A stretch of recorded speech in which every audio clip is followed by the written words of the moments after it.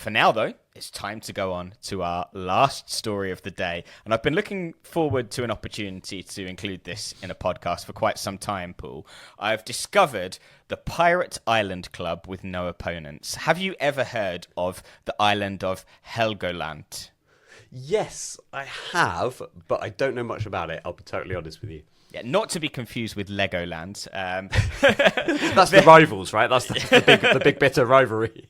So Helgoland is Germany's only truly offshore island. It is located about 70 kilometres from the mainland in the North Sea.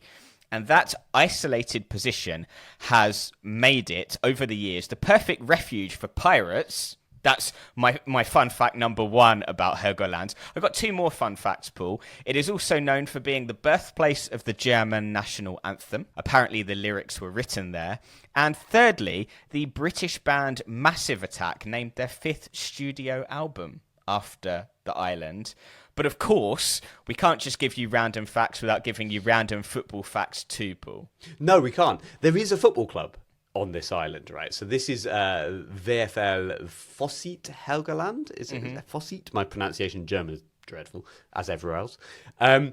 It's a pretty big club, right? I mean, in terms of membership, it seems to have 500 members, but the island only has 1,500 people on it, right? So 1 in 3 people on this island are a member of this club. Yeah, amazing.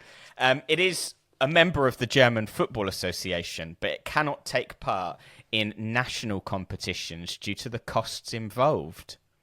Yeah, so I think this is because it's a 2-hour ferry trip to get there. So I think you'd have to stay overnight for all visiting teams, which I imagine would not be massively popular, as well as the costs, right? I mean, you aren't going to really want to do that if you're a sort of regional football team. Yes. So, in an interview with FIFA.com, the club's chairman, Oke Zastrov, said, "We used to have cup games here and were virtually invincible because of the winds." You can imagine the impact of the North Sea winds. But nowadays, they are limited to playing friendlies, of which there are around 10 per year. But they have struggled to put teams together even for those matches. I don't know how, because they've got 500 members, but apparently they are struggling to put teams together. So what they've done is they've frequently fielded a combination of men and women in the same team, which is actually quite nice given how segregated the sport is. Yeah, it's a really lovely thing to do. I'm still stuck on the fact that they were virtually invincible because of the winds. But I mean, how did they harness those winds? Why would they be able to win? Because surely it'd just always be 0-0. Oh, maybe they just got used to, which direction the winds would come from, how to judge the flight of the ball. We don't know.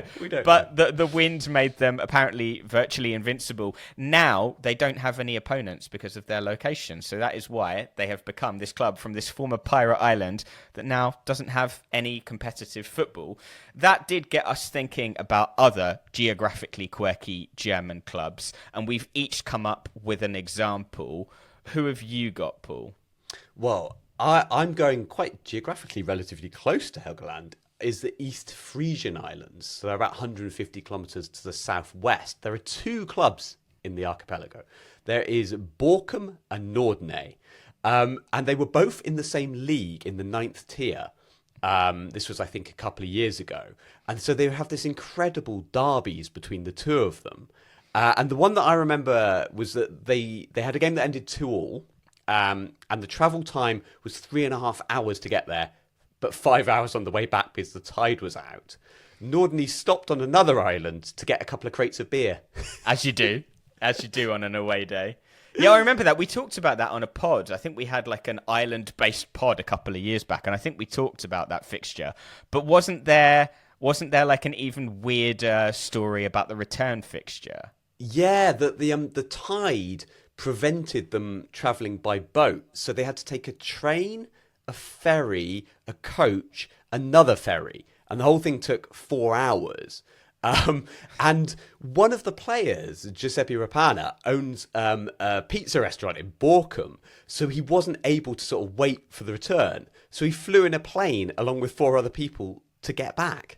A private plane between 2 islands at this level. Yeah, I also remember there was another anecdote. I think there was an article written after the first match between the two teams, in which it said, I think the Borkum coach, Christopher Lubben, had said that Borkum was the better island and his players were better in bed, which is a really weird brag. And Nordeney responded to that by winning 7-0. So they one of those pin it on the dressing room wall ones, isn't it? Yeah. What a weird brag, though, honestly.